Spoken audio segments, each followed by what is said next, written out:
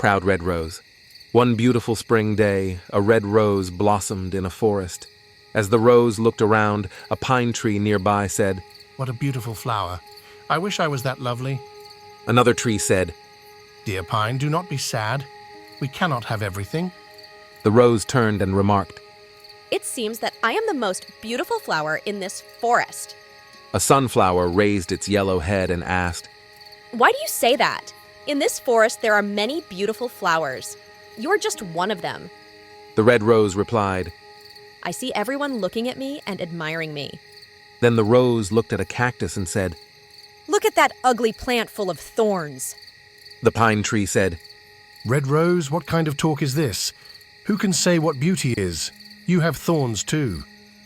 The proud red rose looked angrily at the pine and said, I thought you had good taste. You do not know what beauty is at all.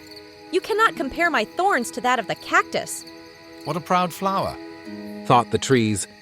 The rose tried to move its roots away from the cactus, but it could not move. As the days passed, the red rose would look at the cactus and say insulting things like, This plant is useless. How sorry I am to be his neighbor. The cactus never got upset and even tried to advise the rose, saying, God did not create any form of life without a purpose. Spring passed, and the weather became very warm.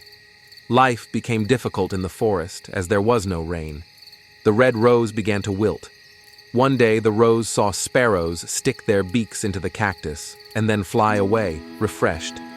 This was puzzling, and the red rose asked the pine tree what the birds were doing.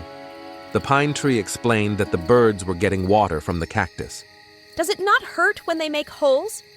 Yes, but the cactus does not like to see the birds suffer. The cactus has water. Yes, you can also drink from it. The sparrow can bring water to you if you ask the cactus for help. The red rose felt too ashamed to ask for water from the cactus, but finally it did ask for help. The cactus kindly agreed. The birds filled their beaks with water and watered the rose's roots. Thus the rose learned a lesson and never judged anyone by their appearance again.